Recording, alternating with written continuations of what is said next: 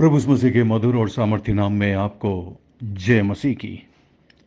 Daily Bible संदेश में आपका हार्दिक स्वागत है।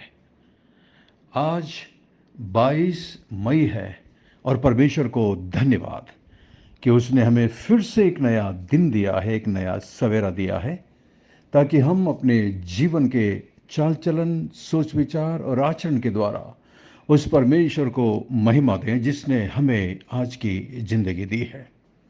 परमेश्वर दयावान है, करुणामय है, विलंब से कोप करने वाला अति करुणामय परमेश्वर है। यदि परमेश्वर ऐसा नहीं होता तो हम कब के ही भस्म हो गए होते, कब के मर मिट गए होते, नाश हो जाते। लेकिन धन्यवाद प्रभु का, यदि आज हम जीवित हैं, जिंदा हैं, तो सब कुछ उसकी दया और उसके अनुग्रह की वजह से है। मैं आप में से प्रत्येक का दिल से धन्यवादी हूं कि आप अपना कीमती वक्त निकालकर इस बाइबल संदेश को सुनते हैं। मेरी प्रार्थना यही होती है कि इन संदेशों के द्वारा हम प्रभु के और करीब आ पाए, प्रभु से और ज़्यादा प्यार करें और ज़्यादा प्रभु के लिए जीवन बिताएं। अपने आचरण और जीवन से दिखाएं कि प्रभु, हम आपसे प्रेम करते हैं।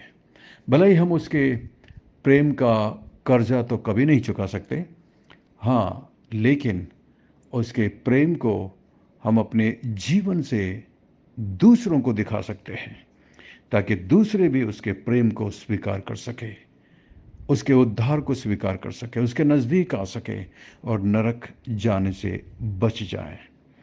और यही परमेश्वर हम में से प्रत्येक से चाहता है। आज के मनन के लिए हम इब्रानियों की किताब 12 अध्याय और उसकी 12वीं आयत में से हम पढ़ेंगे। यदि आपके पास अपनी बाइबल हो तो कृपया अपनी बाइबल को खोलिएगा, हम मिलकर के वहाँ से पढ़ेंगे।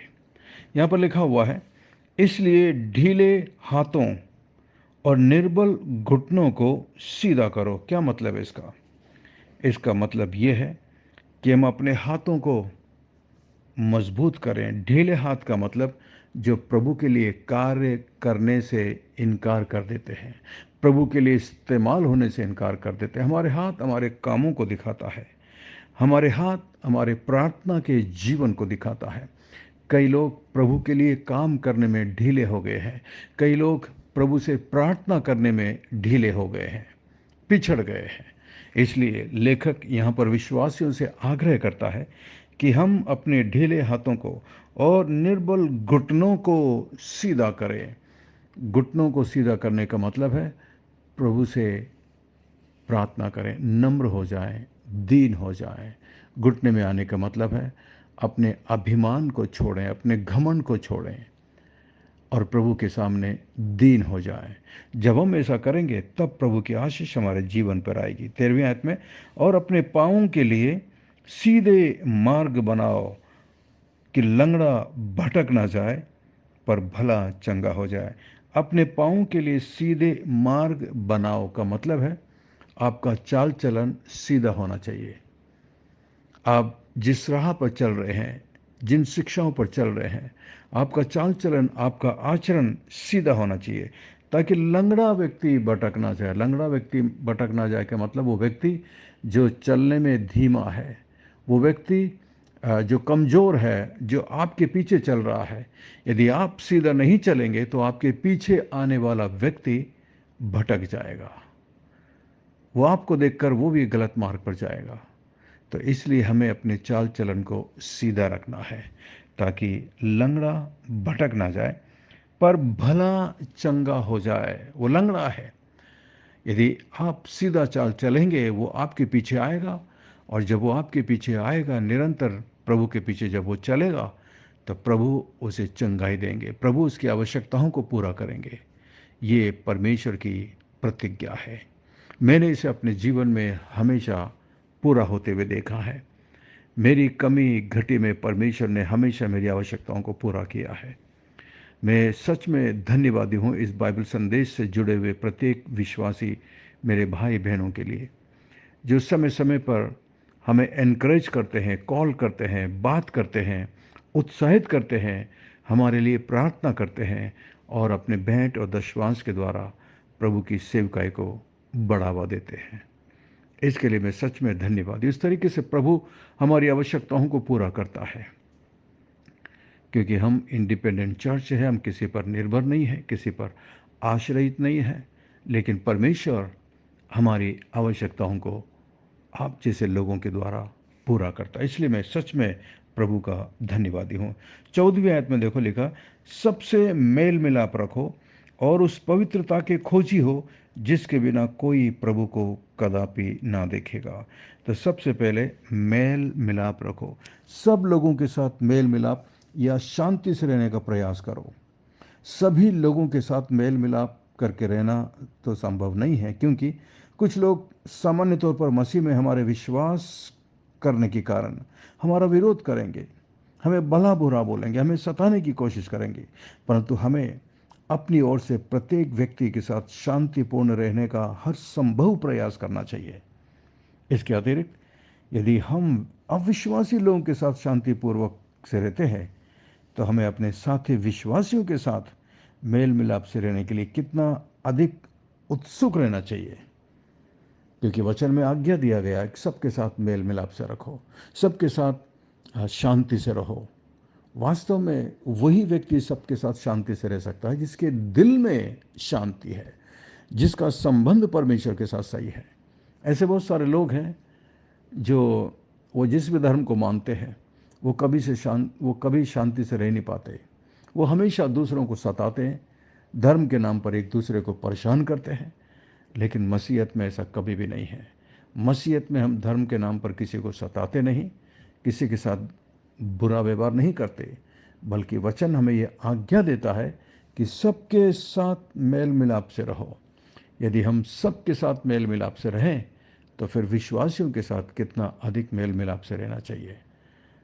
और जब हम ऐसे मेल मिलाप से रहेंगे तो हम वो पवित्र जीवन व्यतीत करेंगे जिस पवित्रता से हम परमेश्वर को देख पाएंगे, परमेश्वर से मिल पाएंगे। यही मसीह जीवन का सारांश है। प्रभु आपकी, मेरी, हम सब की मदद करे कि हम ऐसा जीवन बिताएं। यदि आपका किसी के भी साथ संबंध सही नहीं है तो आप उस व्यक्ति को क्षमा करिए, उस व्यक्ति से माफ़ी मांगिए, क्योंकि हम क्रिश्चियन हैं, हम मसीह हैं। मैं हमेशा इस बात को बोलता हूँ, ठीक है कुछ लोग मेरे से खुश नहीं है, कुछ लोग मुझसे नाराज़ हैं, लेकिन मैं नाराज़ नहीं हूँ उनसे, मैं उनसे क्रोध में नहीं हूँ, मेरी उनसे कोई दुश्मनी नहीं है। हम मसीह हैं, हम मसीह में भाई और बहन हैं। मेरा प्रत्येक के साथ प्रेम है। ठीक है, जिसने मेरे साथ गलत किया, जिसने मेरा बुरा किया, भले मेरे दिल में कुछ नहीं है, लेकिन मैं उनसे सावधान रहने की कोशिश करता हूँ ताकि मैं दोबारा उनके चुंगल में पड़कर हानि ना उठाऊं। यही मसीह जीवन में सबसे ज़्यादा जरूरी है। लेकिन प्रेम हमें सबसे करना है। कोई हमारा शत्रु नहीं है, विशेष करके मसीह लोग। हमें इस बात को ध्यान रखना है, मेल मिलाप से रहने का पूरा प्रयास करिए। परमेश्वर आपको इस वचन के द्वारा आशीष दे। आइए हम प्रार्थना करें। स्वर्ग में विराजमान जीवित और जिंदा परमेश्वर, अनुग्रहकारी दयालु पिता, विलंब से कोप करने वाले अति करुणामय परमेश्वर, आपकी दया की वजह से ही आज हम जीवितों की जमीन में जिंदा पाए जाते हैं। अनुग्रह कर, दया कर प्रभु, दया कर। महान परमेश्वर, मैं मेरे भाई के लिए प्रार्थना करता हूं जो इस वक्त मेरे साथ प्रार्थना में झुके हुए हैं। वो आपसे गिड़गिड़ा रहे हैं, आपसे प्रार्थना कर रहे हैं। प्रभु जी, आप उन पर दया करिए, अपने हाथों को बढ़ाकर उन्हें छू लीजिए। उनकी आवश्यकताओं को, शारीरिक आवश्यकताओं को, आत्मिक आवश्यकताओं को और आर्थिक आवश्यकताओं को प्रभु आप अपने स्वर्गीय भंडार से पूरा करिए। धन्यवाद। मैं प्रार्थना करता हूँ मेरी बहन के लिए जो इस वक्त मेरे साथ प्रार्थना में झुकी हुई है। प्रभु, मैं नहीं जानता उनकी आवश्यकता क्या है, लेकिन आप सब कुछ जानते हैं। आप अंतर्यामी परमेश्वर हैं प्रभु जी। वो जिस भी दुख तकलीफ में से इस वक्त गुजर रही है प्रभु, आप उन पर रहम करें, आप उन पर दया करें परमेश्वर। धन्यवाद। मैं प्रार्थना करता हूँ इस ग्रुप में जितने भी जवान लड़के लड़कियां हैं प्रभु जी, जो अपने जीवन में अपने करियर के लिए संघर्ष कर रहे हैं, आप उन पर अनुग्रह और दया करिए मान परमेश्वर, ताकि वो अपने मुकाम तक पहुंच सके और तुझे महिमा दे सके प्रभु। मैं प्रार्थना करता हूँ प्रत्येक बुजुर्गों के लिए इस ग्रुप में जो मेरे माता पिता के समान हैं प्रभु, आप उन पर भी अनुग्रह और दया करना प्रभु। विशेषकर मैं प्रार्थना करता हूँ हमारी आंटी जो इस ग्रुप में है प्रभु जी, आंटी प्रेमला के लिए प्रार्थना करते हैं, आंटी गीता के लिए, आंटी आशा के लिए प्रार्थना करते हैं प्रभु जी। आप उन पर अनुग्रह और दया करना प्रभु जी। हमारे चर्च में आंटी अनसुईया आती है प्रभु जी, महान प्रभु आप उन पर अनुग्रह और दया करना। वो अपने परिवार में अकेली विश्वासी है प्रभु, उसे सताव मिलता है, परेशान किया जाता है, आप उस पर अनुग्रह और दया करना। मैं हमारे चर्च के बाबा के लिए प्रार्थना करता हूँ प्रभु, इस उम्र में भी वो आपके भवन को नहीं छोड़ते, आप उन पर अनुग्रह और दया करिए मेरे प्रभु। धन्यवाद धन्यवाद धन्यवाद प्रभु, अनुग्रह और दया करिए। उन छोटे बच्चों के लिए मैं प्रार्थना करता हूँ प्रभु, जिन्हें आपके स्पर्श की आवश्यकता है। मैं विशेष प्रार्थना करता हूँ एलिस के उस नवजात शिशु के लिए जिसे आपने उपहार के रूप में उस परिवार को दिया है। महान परमेश्वर उस बच्चे पर अपनी कृपा, अपने अनुग्रह बनाए रखना। मैं प्रार्थना करता हूँ पुलकित और शालू के छोटे बच्चे के लिए प्रभु जी। महान परमेश्वर, जो भी कमजोरी उस बच्चे के शरीर में है, जो भी ट्रीटमेंट उसका चल रहा है प्रभु जी, आप उस पर अनुग्रह और दया करिए प्रभु जी, क्योंकि आपके लिए कुछ भी मुश्किल नहीं है। दया करिए प्रभु, अनुग्रह करिए। आंटी सरोज के लिए मैं प्रार्थना करता हूँ महान परमेश्वर, बुजुर्ग अवस्था में प्रभु आप उनका निगहबान बनिए, आप उनका रक्षक बनिए प्रभु जी। महान परमेश्वर धन्यवाद धन्यवाद प्रभु, आप प्रार्थना के सुनने वाले परमेश्वर हैं। प्रार्थना सुनने के लिए धन्यवाद। सब कुछ यीशु मसीह के मीठे महापवित्र नाम से मांगते हैं, आमीन आमीन। बहुत बहुत धन्यवाद हमारे साथ बने रहने के लिए, वचन को सुनने के लिए धन्यवाद। मैं आशा करता हूँ आज के संदेश के द्वारा परमेश्वर ने आपके दिलों से बातचीत की है। यदि प्रभु ने आपके दिलों से बातचीत की है तो हमें ज़रूर बताइएगा। जो भी आशीषें आज आपने इस वचन के द्वारा पाई है, और इस संदेश को अपने दूसरे मसीह दोस्त भाई बहनों के साथ शेयर करिएगा, ताकि वो भी इस आशीष को प्राप्त कर सकें और आपको महिमा दे सकें।